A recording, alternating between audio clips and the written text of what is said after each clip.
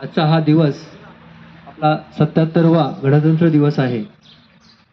आपण सर्व भाग्यवान आहोत की या भव्य दिव्य सांस्कृतिक वारशाचे आपण जतन करत आहोत आणि हा वारसा, ही संस्कृती, हे कार्य आपण पुढे नेत आहोत. हे पुढे नेताना आपल्या खांद्यावर एक खूप मोठी जबाबदारी आहे. ही केवळ लोकशाही नाही, तर ही लोकशाही आपल्याला मजबूत बनवायची आहे. काही विघातक शक्ती बाहेरच्या असतील किंवा आतल्या असतील, या लोकशाहीला कमजोर करायचा प्रयत्न करत आहेत आणि म्हणून आपण लोकशाही समजून घेतली पाहिजे. लोकांनी लोकांसाठी लोकांकडून चालवलेलं राज्य म्हणजे लोकशाही. पण आज हे चित्र आपल्याला दिसतंय का?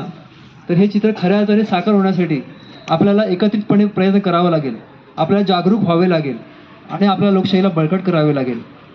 त्यासाठी आपण आपली कर्तव्य पार पाडावी लागतील. आपण विद्यार्थी असू तर आपण चांगला अभ्यास करून, चांगली मेहनत करून, चांगले संस्कार आपल्या अंगी बाणवून आपल्याला त्या लोकशाहीची मूल्य घट्ट रुजवावी लागतील.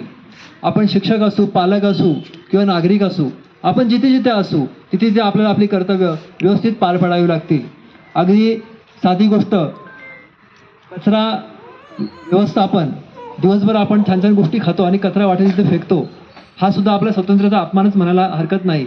आणि म्हणून स्वातंत्र्य म्हणजे अमुक गोष्ट करणे असे नाही, किंवा 26 जानेवारी 15 ऑगस्टला झेंडा फडकवणे असे नाही. तर आपण हा संपूर्ण देश स्वच्छ ठेवण्यासाठी आपण प्रयत्नशील असले पाहिजे. विविध प्रकारचे स्वातंत्र्य आणि कर्तव्य आपल्याला घटनेने दिलेले आहेत. या प्रत्येकाचा देश सुंदर होण्यासाठी, आपले जीवन सुंदर होण्यासाठी आपल्याला काटेकोरपणे आपण जर पालन केले तरच आपल्याला ह्या स्वातंत्र्याचा चांगला उपभोग घेता येईल.